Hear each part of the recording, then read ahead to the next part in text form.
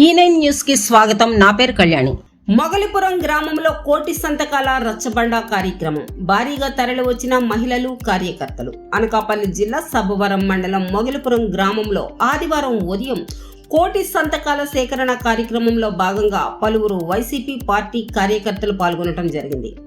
ఈ కార్యక్రమానికి అధ్యక్షత వహించిన మండల వైసీపీ పార్టీ యువ నేత కర్రీబాబు మాట్లాడుతూ, కూటమి ప్రభుత్వం ప్రకటించిన సూపర్ 6 పథకాలు ఏమీ కూడా ఈనాటికి అమల్లోకి రాలేదని, మహిళలకు ఉచిత గ్యాస్ సిలిండర్లు అని చెబితే నేటికి 1 సిలిండర్ మాత్రమే వచ్చిందని, ఇలాగే ప్రతి ఒక్క కార్యక్రమం కూడా ఎవరికీ పనికి రాకుండా పోతుందని, ఎంత వేగంగా మరలా ముఖ్యమంత్రిగా జగన్మోహన్ రెడ్డి ప్రమాణ స్వీకారం చేస్తారా అని ప్రజలు ఎదురు చూస్తున్నారని కర్రీబాబు గారు అన్నారు. అనంతరం పెందుర్తి నియోజకవర్గం సీనియర్ వైసీపీ పార్టీ యువ నేత, ప్రతి ఒక్కరిని హక్కున చేర్చుకుని ప్రతి ఒక్క విషయంలోనూ ముందుండి పనిచేస్తున్న వ్యక్తి ఎవరైనా ఉన్నారు అంటే అతనే గండి రవికుమార్ గారు. రవికుమార్ గారు ఈ కార్యక్రమంలో మాట్లాడుతూ, ప్రజలు నమ్మి కూటమి ప్రభుత్వానికి ఓటు వేసి గెలిపిస్తే ప్రజలకు అన్యాయం చేశారని, అలాగే వైఎస్ రాజశేఖర్ గారి తనయుడు అంటే జగన్మోహన్ రెడ్డి అని ప్రజలు అనుకునేలాగా చేశారని అన్నారు. అనంతరం సబ్బవరం మండల party YSR party vice president యువనేత, ప్రతి ఒక్కరిని మంచి మనస్తత్వంతో కలుపుకునే వ్యక్తి. అందుకే ఆ మంచితనంతో ఈనాడు ఎడ్ల నాయుడికి ఆ పదవి వచ్చిందని, అతని మంచితనమే దానికి కారణమని పలువురు వైసీపీ నాయకులు అంటున్నారు. ఈ కార్యక్రమానికి ఎక్స్ ఎమ్మెల్యే అదీప్ రాజు గారు, ఎంపీపీ భోగం సూర్యకుమారి, రామానాయుడు, కర్రీబాబు, మండల వైస్ ప్రెసిడెంట్ ఎడ్ల నాయుడుతో పాటు కొట్టాల రాము, సబ్బవరపు ముత్యాల నాయుడు, ఐడి బాబు, బోను గంగునాయుడు, పి సురేష్, రాజు, ఎంపీపీ గొర్లి నూకరాజు, బండారు శ్రీను, సిరివరపు వాసు, ఎంపీ రాజు, కార్యకర్తలు, మహిళలు అధిక సంఖ్యలో పాల్గొన్నారు. ఈ కార్యక్రమాన్ని విజయవంతం చేశారు. ప్రైవేటీకరణ అనేది మీరందరూ ఒకటే గుర్తుపెట్టుకోవాలి. చంద్రబాబు నాయుడు మాయ మాటలు చెప్పి ప్రైవేటీకరణ చేస్తే మనందరూ లాస్ అయింది. మన పిల్లలు, మన భూములు అన్నీ కోల్పోతాం. అలాంటి మంచి కార్యక్రమాలు చేపడుతున్న మన ముఖ్యమంత్రిని మనందరూ ఎదుర్కొన్నాం.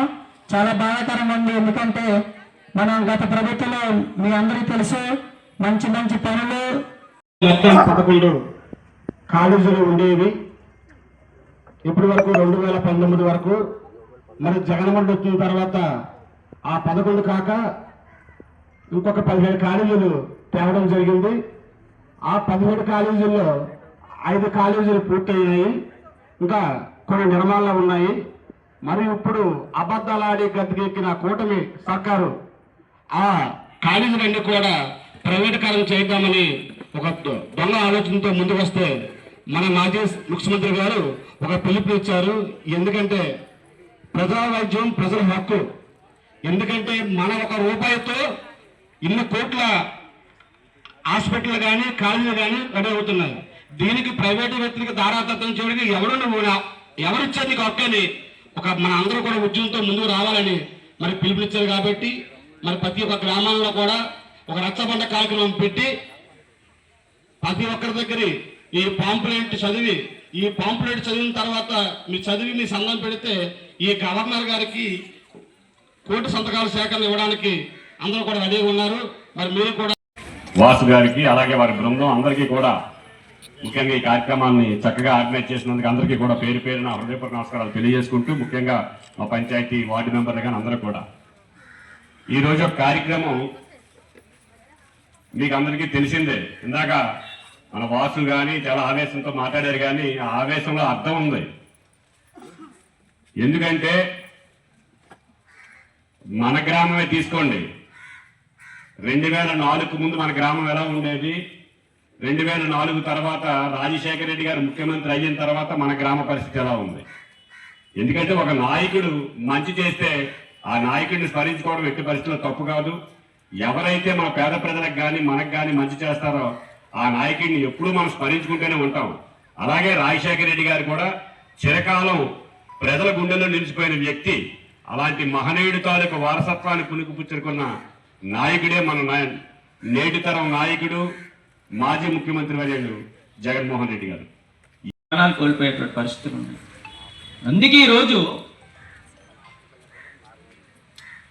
మొన్న ఇక్కడ గిరిజన కురుపాం అనే ప్రాంతంలో గిరిజన పిల్లలు హాస్టల్లో చదువుతున్నటువంటి పిల్లలకు జబ్బు చేస్తే వాళ్ళందరినీ కూడా కేజీహెచ్కి తీసుకొచ్చారు.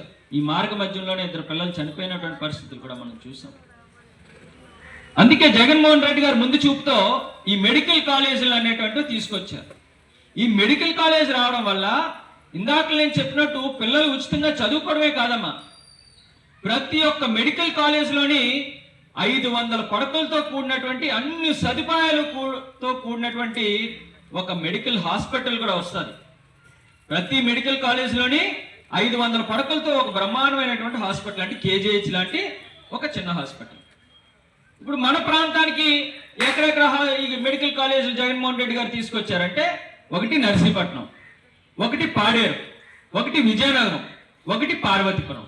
అంటే ఈ మెడికల్ కాలేజీలతో పాటు ఇప్పుడు నర్సీపట్నంలో ఒక మినీ కేజీహెచ్ లాంటి హాస్పిటల్, పాడేరులో ఒక మినీ కేజీహెచ్ లాంటి హాస్పిటల్, పార్వతీపురంలో ఒక మినీ కేజీహెచ్ లాంటి హాస్పిటల్, విజయనగరంలో మినీ కేజీహెచ్ లాంటి హాస్పిటల్. మరి అక్కడ ఉన్నటువంటి ప్రజలందరూ కూడా ఇక్కడికి రావాల్సిన లేదు. అరకు నుంచి, పాడేరు నుంచి, విజయనగరం నుంచి, శ్రీకాకుళం నుంచి ఇక్కడికి రాకుండా ఎవరి ప్రాంతాల్లో వాళ్ళు అక్కడే ఉచితంగా వాళ్ళు వైద్యం చేసుకునేటువంటి పరిస్థితి కేజీహెచ్ లాంటి హాస్పిటల్స్ తయారవుతున్నాయి. మరి ఇది మంచి కార్యక్రమం కాదే చెప్పండి ఒకసారి. ఇప్పుడు ఈ రకంగా